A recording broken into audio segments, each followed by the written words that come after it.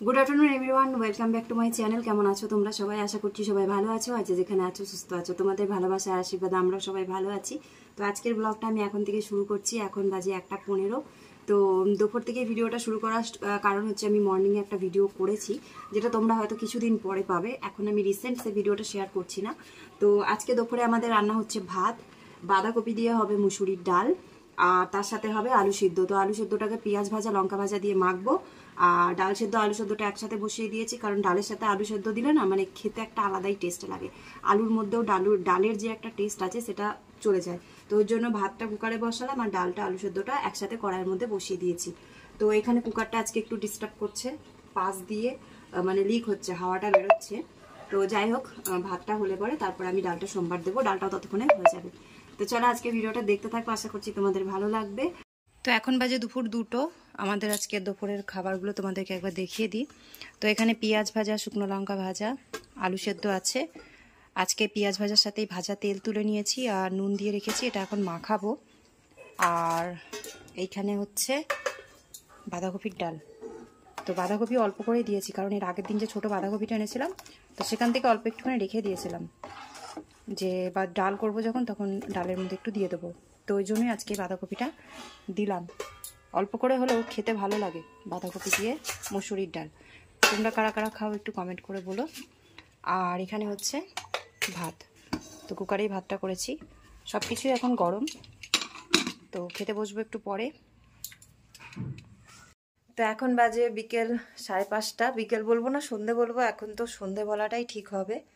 তো আমি এখন বেরোচ্ছি, আমি একটু দোকানে যাব, মুদিখানা দোকান থেকে কিছু জিনিস আনতে হবে। কালকেই যাব ভেবেছিলাম, কিন্তু কালকে আর যাওয়া হয়নি। তোমাদেরকে আগের দিনের ভিডিওতে বলেছিলাম সন্ধেবেলা যাব, যাওয়ার হয়নি। আজকে এখন যাচ্ছি। পুচকুসোনা শুভ গেছি টিউশন পড়তে, ওরা আস্তে আস্তে আমিও চলে আসবো। 5:30 বাজে, ওরা 6:30টার মধ্যে চলে আসবে। আবার মা ফোন করেছিল, বললো বাবাও দেখা করতে আসবে। তো ঝটাপট গিয়ে আমি জিনিসগুলো নিয়ে আসি। আর মুদিখানা দোকানে যাওয়ার আগে আরেক জায়গায় যাব, তো সেখান থেকে আসি, তারপরে তোমাদেরকে বলবো। আর অনেক কদিন ধরেই ছেলে মেয়েগুলো একদম সাদা সাদা খাবার খাচ্ছে, আমার নিজেরই ভালো লাগছে না, কিন্তু কিছু করার ছিল না, হাতে টাকা পয়সার একটুখানি শর্ট ছিল। তো আজকে ভাবলাম যা হয় হোক, অল্প করে কিছুটা মাংস নিয়ে আসি। ওরা যেহেতু চিকেন খেতে ভালোবাসে, মাংস মানে চিকেন, তো চিকেন খেতে যেহেতু ভালোবাসে, তো অল্প করে কটা চিকেন নিয়ে আসি। তো যাচ্ছি। আবার সুজিরও মাছ চিকেন সবই শেষ হয়ে গেছে আজকে দুপুরে, তো ওই জন্য আরও বিশেষ করে আনতেই হবে। আর দোকান থেকে ডিমও নিয়ে আসবো।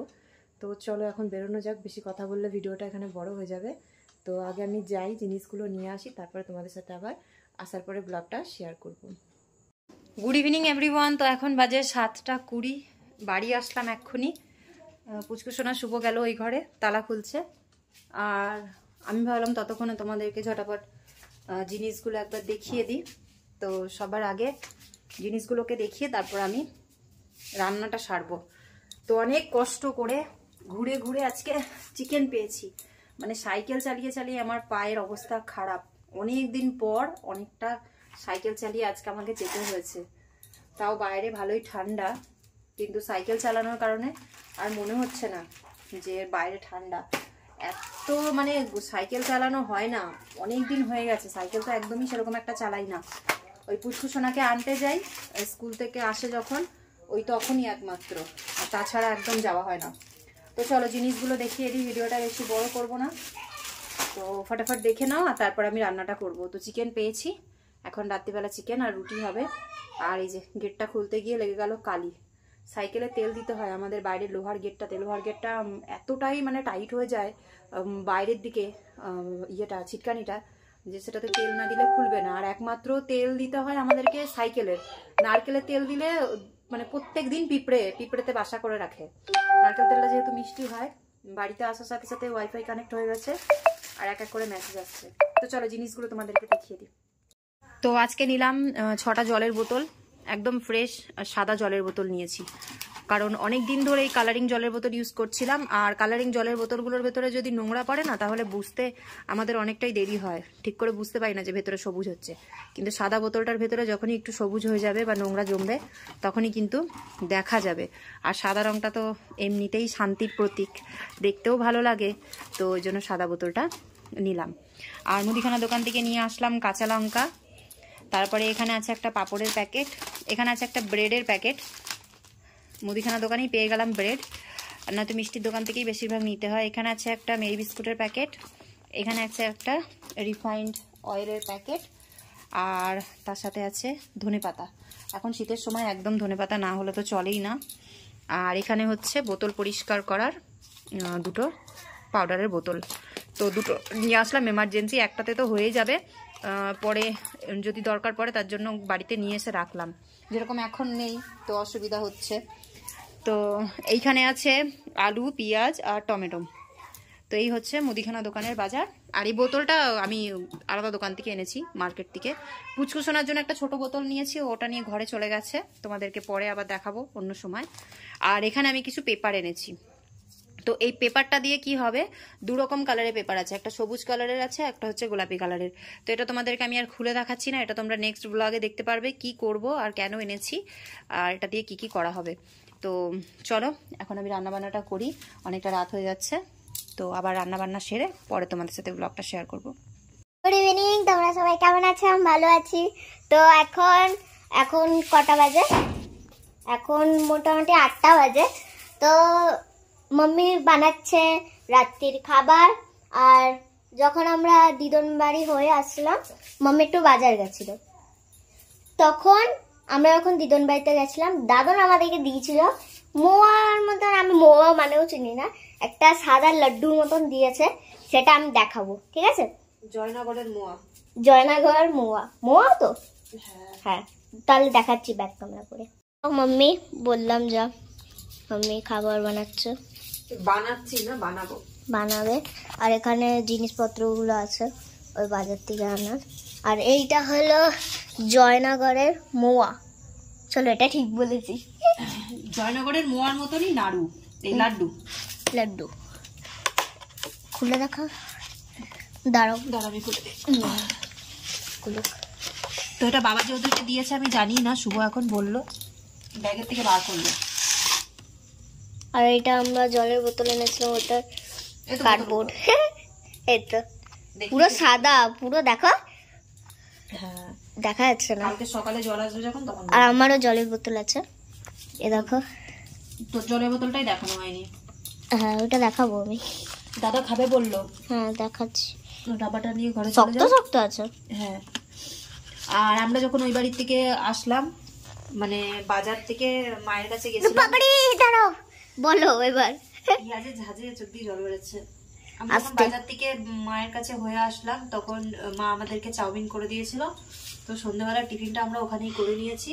তারপরে এই যে এখন দেখালাম তোমাদেরকে, মানে বললাম যে রাতে এখন চিকেন রুটি হবে। তো চিকেনটা বার করিনি, ওটা উপরেই রেখে দিয়েছি। আর আমি এখানে সবাইকে রেডি করে নিচ্ছি। জলের কাজটা একবারেই করবো, নাহলে বাইরে যা ঠান্ডা, বারবার জল ঘাটলে ঠান্ডা লেগে যাবে। আর এখন বলতে গেলে শিশির পড়ছে না? হ্যাঁ, বাইরে কুয়াশা পড়ছে। সকালবেলা তো ওই কি বলে 6টার দিকে মনে হয়, বিকাল না সকাল 4টে বাজে, তাই না? তখন ভোরবেলা থেকে তো শিশির পড়ে প্রচুর। 6টার সময় বিশাল ঠান্ডা পড়ে, বিশাল ঠান্ডা। তো যাও, দাদাকে নিয়ে গিয়ে দাও গা, তুমিও খাও গা। আমার পছন্দ না, তুমি খাবা? না, আমি এখন খাবো না। তাহলে এটা আমি দাদার কাছে দিয়ে আসছি।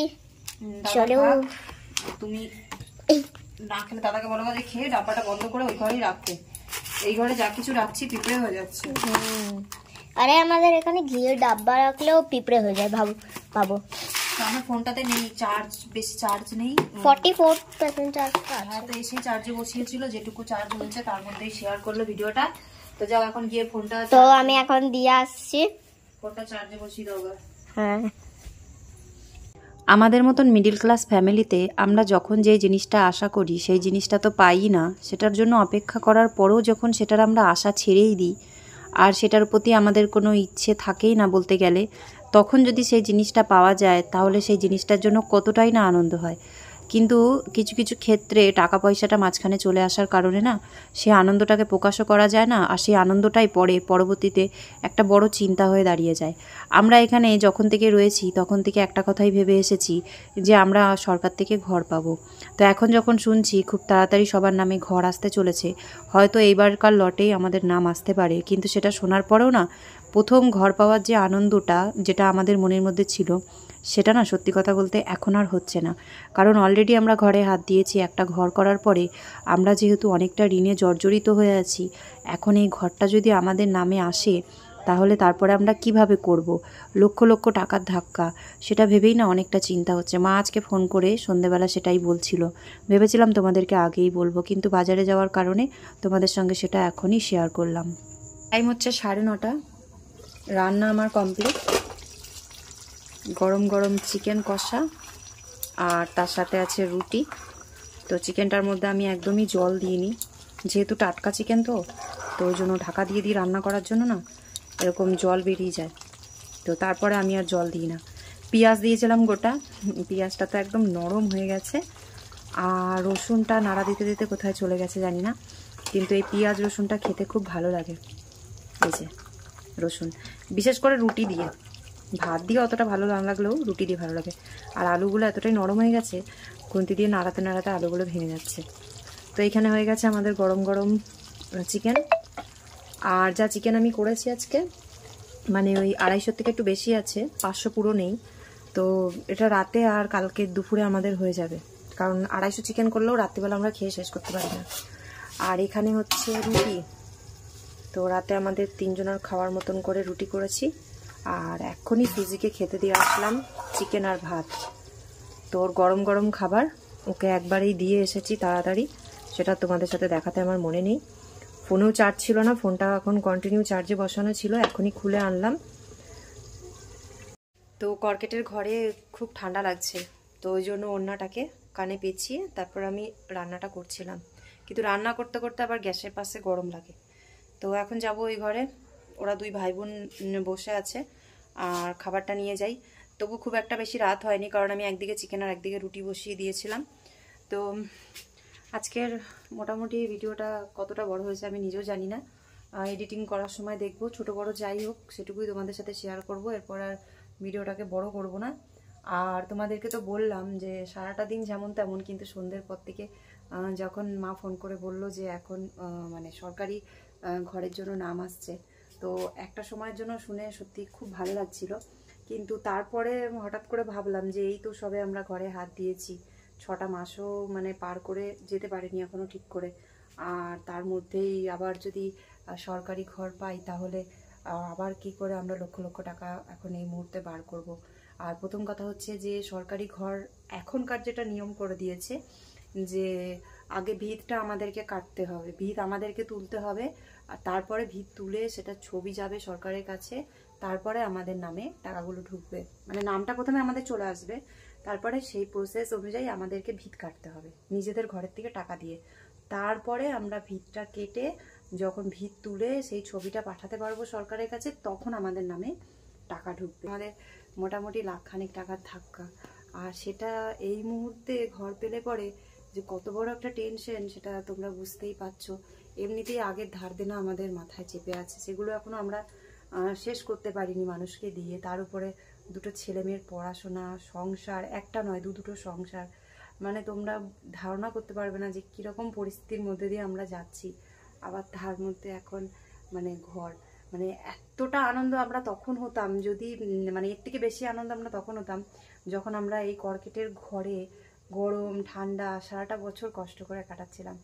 জানি না ভগবানও এক এক সময় এমনভাবে পরীক্ষা নেয় না মানুষের, মানে তখন আমরা হিমশিম খেয়ে যাই যে কি করব না করব। কিন্তু সে যখন রাস্তা দেখিয়েছে তখন নিশ্চয়ই সেই রাস্তাতে আমাদেরকে মানে সঠিকভাবে নিয়ে যাবে।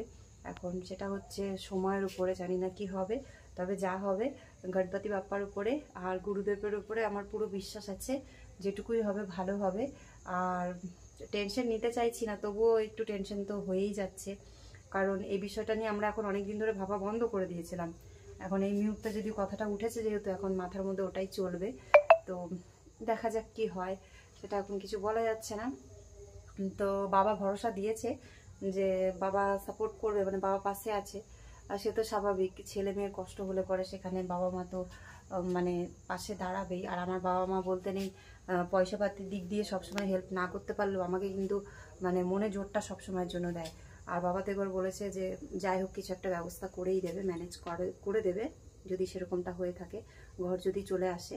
তো দেখা যাক কি হয় না হয় সবটা তোমাদের সাথে আমি শেয়ার করব। তো চলো এখন খাবার দাবার নিয়ে আমি ওই ঘরে যাই, খাওয়া দাওয়াটা করি। আর আজকে যেহেতু শুক্রবার, কালকে হচ্ছে শনিবার, পরশু রবিবার, দুদিন ওদের স্কুল ছুটি আছে।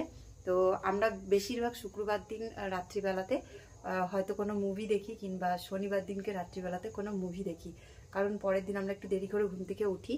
মানে বিশেষ করে শুক্রবারটা, কারণ রবিবার দিন আবার সকালে শুভর পড়া থাকে, তো শনিবার দিনকে রাতে বেশিক্ষণ জাগা যায় না। তো দেখা যাক আজকে কি মুভি দেখার প্ল্যান আছে। তবে আমরা বেশিরভাগ একটু হরর মুভি দেখি, যেটাতে শুভ খুব ভয় পায়। তো আজকে কি চালু করবে জানি না। তো চলো এবার যাই, ওদেরকেও খেতে দিই, আমিও খেয়ে নিই, অনেকটাই রাত হয়ে যাচ্ছে। তবে খিদে বেশি নেই, মা যেহেতু চাউমিন খাইয়ে দিয়েছিল আমাদেরকে, তবুও শীতের রাত তো খেয়ে দিয়ে একটুখানি বিছানার মধ্যে ঢুকতে পারলে মনে হয় শান্তি। আর আমার সাইকেলটা ওইভাবেই বাইরে রয়েছে। তো কুচকুচোনা আজকে ব্লগিং করলো, মানে আমি যদি কোনো সময় ভিডিও না করতে পারি তো ওকেই বলবো যে তুই ভিডিওটা কর। যেভাবে আজকে সুন্দর করে ভিডিওটা করেছে, এখন এডিটিং করার সময় দেখবো যে কিভাবে কি বলেছিল, কিন্তু খুব সুন্দরভাবে ব্লগিং করতে পারে। তো পরবর্তীতে ওকে দিয়ে আস্তে আস্তে আমি বলবো যে তুই একটু ব্লগিং কর, আমার একটু হেল্প হবে। তো চলো আজকের জন্য ভিডিওটা এখানেই শেষ করছি। তো দেখা হবে আবার কালকে নতুন ব্লগে, নতুন ভিডিওতে। সবাই ভালো থেকো, সুস্থ থেকো, সাবধানে থেকো, আর সবসময় নিজেদের খেয়াল রেখো। Take care, good night, by.